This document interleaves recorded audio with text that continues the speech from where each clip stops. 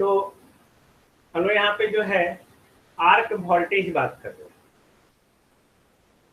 Arc voltage, that is so simple, that is the voltage that appears across the contact of circuit breaker during the arcing period, यानी कि जिस समय arc form हो रहा है, okay, जिस समय आर्क फॉर्म हो रहा है उस समय इन दोनों कॉन्टेक्ट के क्रॉस जो वोल्टेज होगा that is called arc voltage.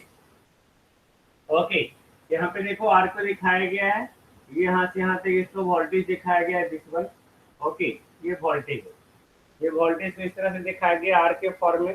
अब आर्क वोल्टेज जो है वो सिस्टम वोल्टेज हो जाएगा कब, जब आर्क जो है फाइनली एक्सटिंग्विश्ड हो जाएगा।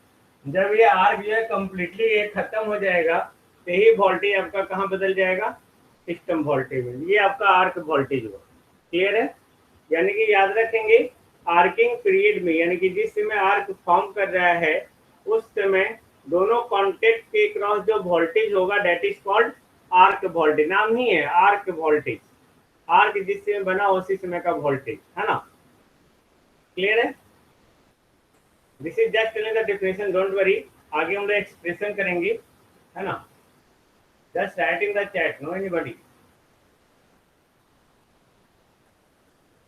Okay, now restriking voltage. Restriking voltage है क्या? मैंने क्या बोला? It is the phenomenon corresponding to the instant after zero current instant. ये देखो, ये आर्क वोल्टेज था, ये फॉल्ट करंट है। मैंने बोला कि आर्क वोल्टेज और फॉल्ट करंट दोनों सेम फेज में होगा। ये सेम फेज में दिखाने के लिए हमने यहाँ पे इस तरह से दिखाया आर्क वोल्टेज। ओके, ये देखो, ये जीरो करंट इंस्टेंट है, तो जीरो करंट इंस्टेंट यानी कि इसी इंस्टेंट पे आर्क को एक्सटिंग्विश किया जा रहा है। जीरो करंट इंस्टेंट पे यहाँ पे जो है आपको यहाँ दिख नहीं रहा है, ये आपको जीरो है ना? इसी जीरो करंट इंस्टेंट पे जो है हम लोग क्या कर रहे हैं, आर्क को फाइनली एक्सटिंग्विश कर रहे हैं। तो रेस ट्रैकिंग वोल्टेज क्या है? सिंपल एक फिनोमेनन। कब? किस इंस्टेंट के बाद? Corresponding to the instant after zero current instant. Zero current instant के बाद जो भी इंस्टेंट आ रहा है उसी फिनोमेनन को हम लोग कहते हैं रेस ट्रैकिंग वोल्टेज। क्लियर है? Now at the zero current instant, यानी कि जीरो करंट इंस्टेंट पे आर्क को एक्सटिंग्विश किया जा रहा है, उस समय जो वोल्टेज अपीयर हो रहा है, ओके, उस समय कॉन्टैक्ट गैप के क्रॉस जो वोल्टेज अपीयर हो रहा है, ओके, वो वोल्टेज जो है वो ऑसिलेट करता है। देखो यहाँ पे इस समय आर्क को इंटरप्ट कर रहे हैं, इसी इंस्टेंट पे जो वोल्टेज आया, ओके, ये वोल्टेज जो सिस्टम वोल्टेज के रूप में ऑलरेडी है, ओके, तो ये सिस्टम वोल्टेज के कॉरस्पॉन्डिंग क्या करता है, ऑसिलेट करता है। Hence it is called transient voltage. Oscillate क्यों करता है, तो इसका हम अभी मैथमेटिकल एक्सप्रेशन भी देखेंगे, डोंट वरी, है ना? तो याद रखिएगा कि रेस ट्रैकिंग वोल्टेज जो है यानी कि आपका कॉन्टैक्ट गैप के क्रॉस जो वोल्टेज है, ओके, वो वोल्टेज किस समय ऑसिलेट करेगा? जिस समय हम लोग जीरो करंट इंस्टेंट पे आर्क को एक्सटिंग्विश करने जा रहे हैं। ओके, जिस इंस्टेंट पे हम लोग आर्क, जिस instant at the zero current instant हम लोग आर्क को एक्सटिंग्विश कर रहे हैं, उसके बाद जो भी सिस्टम का वोल्टेज होगा, जो भी आपका आर्क के क्रॉस वोल्टेज होगा, वो उसमें ऑसिलेशंस होगा। ऑसिलेशंस होगा, उसी को हम लोग बोलते हैं transient condition. Is it okay? Okay, got it? तो रेस ट्रैकिंग वोल्टेज को हम लोग एक्सप्रेशन से दिखाएंगे। जब हम लोग रेस ट्रैकिंग वोल्टेज का एक्सप्रेशन दिखाएंगे तो आपका साइनसॉइडल नेचर आएगा। Okay, don't worry. तो रेस ट्रैकिंग वोल्टेज को हम लोग डिफाइन कर सकते हैं, it may be defined as the transient voltage which appears across the contact of circuit breaker, across the contact of circuit breaker. Restacking voltage is the transient voltage which appears across the contacts of circuit breaker, okay, at the instant of arc being extinguished। यानी कि जिस समय arc को extinguish कर रहे हैं उस instant पे सर्किट ब्रेकर के कॉन्टेक्ट के अक्रॉस जो आपका वोल्टेज है, ओके, वो जो वोल्टेज है ट्रांजिएंट वोल्टेज, उसी वोल्टेज को हम लोग क्या कर रहे हैं, रीस्ट्रैकिंग वोल्टेज। अब हम लोग दूसरे वर्ड में बात करें तो रीस्ट्रैकिंग वोल्टेज को हम डिफाइन कर सकते हैं, the voltage appearing across the contact of circuit breaker at which the ionization occur at zero current instant, यानी कि जीरो करंट इंस्टेंट पे जब आयोनाइजेशन हो रहा है इन दोनों कॉन्टेक्ट के गैप के बीच में, तो इस कॉन्टेक्ट गैप के क्रॉस जो वोल्टेज होगा उसी वोल्टेज को हम लोग क्या कहेंगे, रीस्ट्रैकिंग वोल्टेज।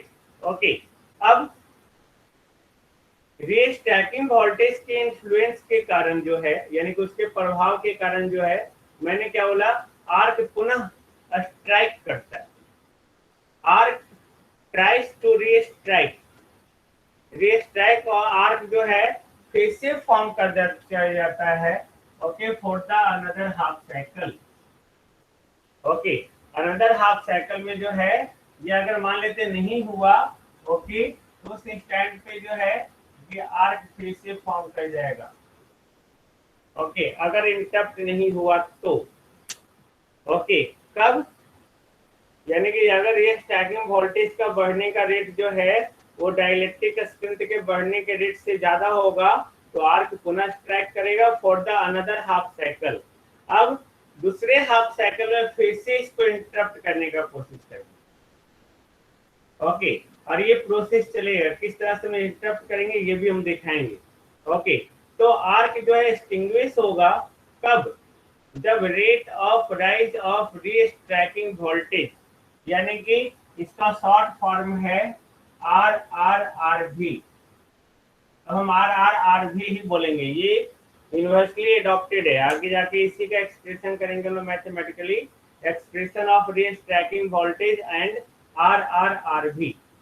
ओके, तो arc is extinguished if the rate of rise of restriking voltage, यानी कि RRRV बिटवीन द कॉन्टैक्ट, इन दोनों कॉन्टैक्ट के बीच में जो रीस्ट्रैकिंग वोल्टेज के बढ़ने का रेट है, अगर वो रेट, ओके, डाइलेक्ट्रिक स्ट्रेंथ जो इस मीडियम का, इस मीडियम पे जो मीडियम होगा उस मीडियम के डाइलेक्ट्रिक स्ट्रेंथ के रेट से अगर वो कम होगा, ओके, इस मीडियम में इंसुलेटिंग फ्लूइड होगा ना, जहां भी आपका कॉन्टैक्ट है उस समय उसके पास जो इंसुलेटिंग फ्लूइड है, तो इंसुलेटिंग फ्लूइड अपने डाइलेक्ट्रिक स्ट्रेंथ को जो रिकवर करेगा कॉन्टैक्ट के बीच में, ओके, तो उसके रिकवर करने का रेट से अगर rate of rise of restriking voltage इसका वैल्यू कम होगा तो आर्क क्या हो जाएगा,